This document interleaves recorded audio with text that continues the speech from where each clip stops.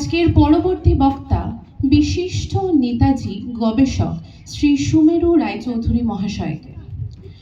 সুমেরু রায়চৌধুরী একজন বিশিষ্ট স্থপতি এবং নেতাজি সুভাষচন্দ্র বসুর জীবন ও উত্তরাধিকারের একজন নিবেদিত প্রাণ গবেষক।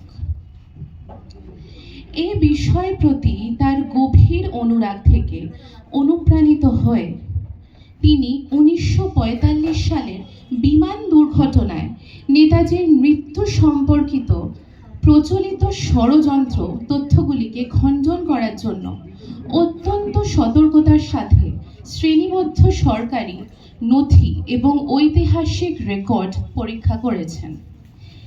নেতাজি সম্পর্কিত বিষয় একজন নিয়মিত কলম লেখক হিসেবে তিনি জাতীয় ও স্থানীয় টেলিভিশন চ্যানেলে উপস্থিত হয়ে ভুল ধারণা দূর করেন এবং ভিত্তিহীন আখ্যানের মোকাবিলা করেন। তিনি সামাজিক মাধ্যমেও সক্রিয়ভাবে যুক্ত থেকে মিথ্যে দাবিকে চ্যালেঞ্জ করেন এবং সঠিক বোঝাপড়াকে উৎসাহিত করেন।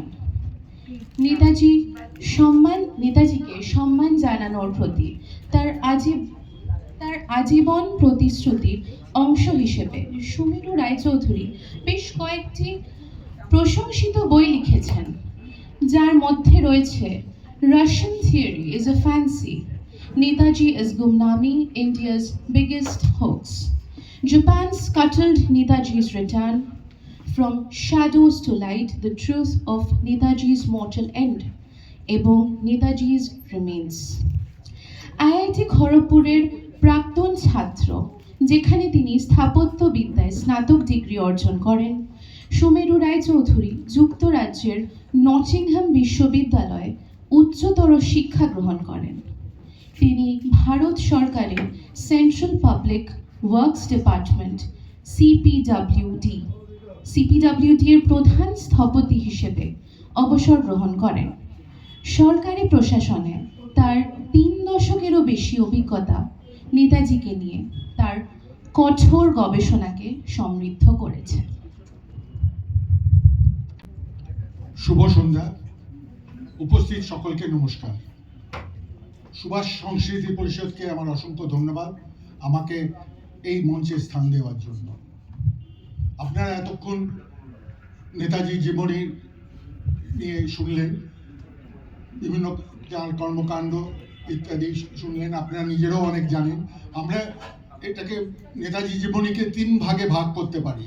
প্রথম ভাগটা হচ্ছে যে তার শিক্ষার জগৎ, তার শিক্ষার সময় এবং তার সেবা করার সময়, দ্যাট ইজ মানে up to the age of 20-21 পর্যন্ত। Next 20 years is his political life, and the remaining 5 years was his militant life, the struggle life, armed struggle life. এই 3টে মধ্যে প্রথমটা সুন্দরভাবে এখানে বর্ণনা করা হয়েছে। দ্বিতীয় ভাগটা নিয়ে মোটামুটি টাচ করে যাওয়া হয়েছে। ওনার সেই ভাগটাতেও অনেক কন্ট্রোভার্সিজ আছে। যেমন একটা হচ্ছে যে নেতাজি কি কংগ্রেস ছেড়েছিলেন, এটা নিয়ে অনেকে অনেক রকম কথা বলে, অনেক রকম এখন প্রচারটা একটু অন্যরকম ভাবেও হচ্ছে। যে সেই ব্যাপারে আমি বলতে চাই যে নেতাজি কখনো কংগ্রেস ছাড়েননি। তিনি কংগ্রেসের মধ্যে ফরওয়ার্ড ব্লক, একটি ব্লক BLOC তৈরি করেছিলেন এবং সেই ব্লক ছিল টু অল দ্য লেফটিস্ট ফোর্সেসকে একত্রিত করা। কংগ্রেসে লেফটিস্ট থেকে রাইটিস্ট সব রকম পন্থী লোকেরা ছিল এবং লেফটিস্টদেরকে রাইটিস্টদের স্ট্রেংথটা বেড়ে যাচ্ছিল বলে লেফটিস্টদের কনসলিডেট করার জন্য তিনি ফরওয়ার্ড ব্লক তৈরি করেছিলেন। ইট ওয়াজ এ ব্লক উইদিন দ্য কংগ্রেস। এবং যেমন চন্দ্রবাবু বললেন যে উনি বুঝতে পারলেন যে কংগ্রেসের মধ্যে দিয়ে সশস্ত্র সংগ্রাম, স্বাধীনতা যুদ্ধ, যেটা করে ব্রিটিশদেরকে হটানো যাবে, শুধু কথা বলে আলোচনা করে ব্রিটিশদেরকে তাড়ানো যাবে না। তখন তিনি কংগ্রেস থেকে ছেড়ে চলে যাননি। তিনি এই প্রথম স্টেজে ফরওয়ার্ড ব্লকটা তৈরি করলেন এবং যেই সুযোগ পেলেন সেই সুযোগে তিনি প্রথমে রাশিয়ার সাথে যোগাযোগ করলেন সোভিয়েত কমিউনিস্টদের সাথে, যাতে করে একটা আর্মস স্ট্রাগলের সাপোর্ট পায়, যার জন্য উনি প্রথমে যেতে চেয়েছিলেন 41 সালে সোভিয়েত ইউনিয়নে। কিন্তু ততক্ষণে সোভিয়েত ইউনিয়ন অ্যালাইড ফোর্সেসের সাথে অ্যালাইড হয়ে যাওয়ার ফলে ডাইরেক্টলি সুভাষচন্দ্র বসু, নেতাজি তখন হননি, তাকে ডাইরেক্টলি সাহায্য করতে না পারায় তাকে জার্মানি পাঠিয়ে দিলেন হিটলারের কাছে, যারা কিনা অ্যালাইড ফোর্সেসের এগেনস্টে লড়ছে সেটার জন্য। এটা ছিল ওনার কংগ্রেসের সাথে যোগ না বিচ্ছিন্ন হওয়ার পরিস্থিতি। উনি কখনো কংগ্রেস ছাড়েননি, এমনকি এটা মানে আমার কাছে সমস্ত ডকুমেন্টস আছে। 1946-এ যখন কংগ্রেস প্রেসিডেন্সির জন্য আবার নমিনেশন হয়, অনেকগুলো 5-6টা নাম পড়ে, তার মধ্যে একটা নাম ছিল সুভাষচন্দ্র বসু।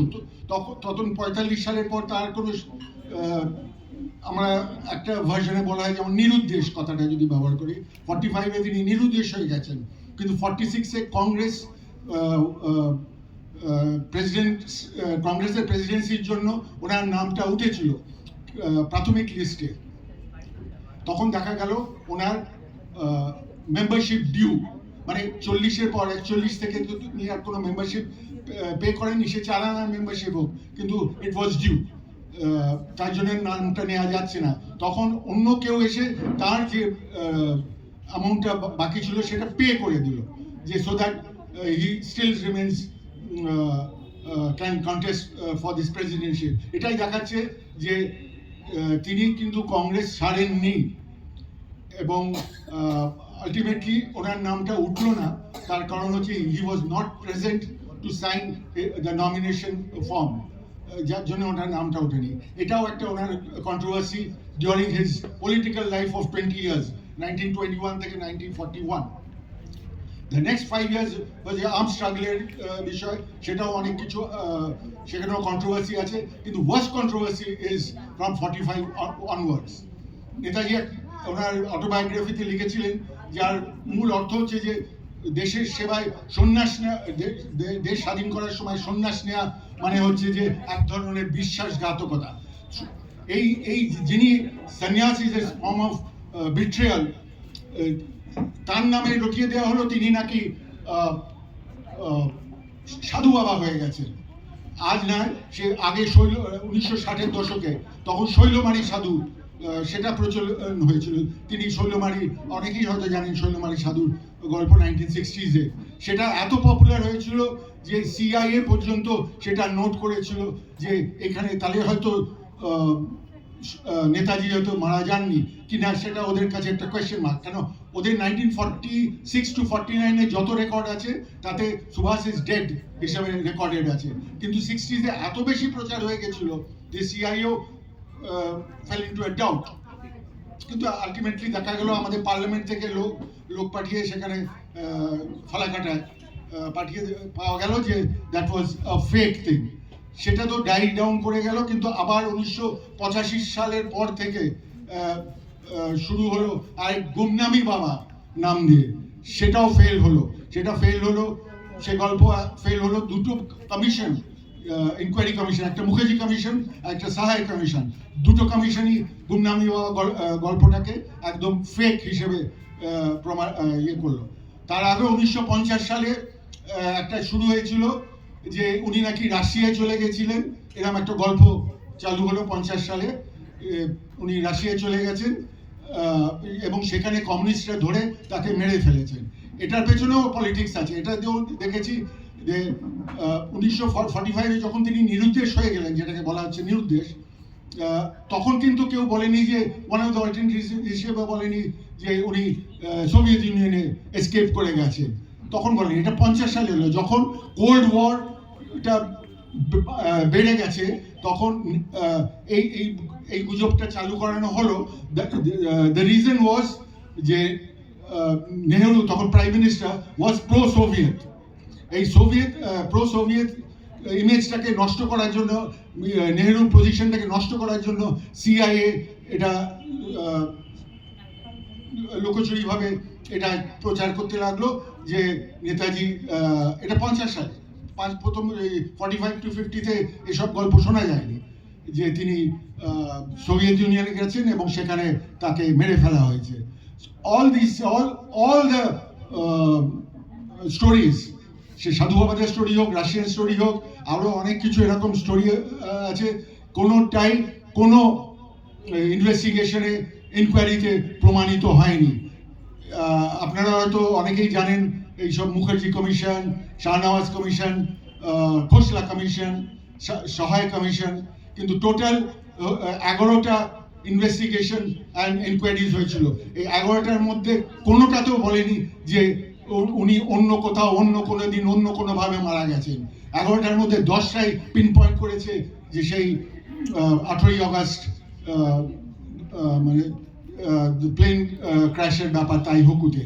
সুতরাং আমরা এখন যে ওনাকে নিয়ে সমস্ত ওনার পজিশনটাকে মিসইউজ করা হচ্ছে, ওনার নামটাকে মিসইউজ করছে অনেকে এই সমস্ত গল্পটা বলে।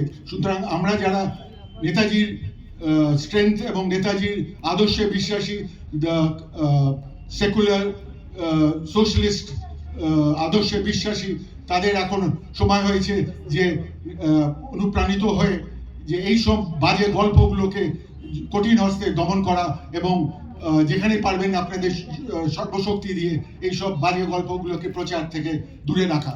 ধন্যবাদ, নমস্কার।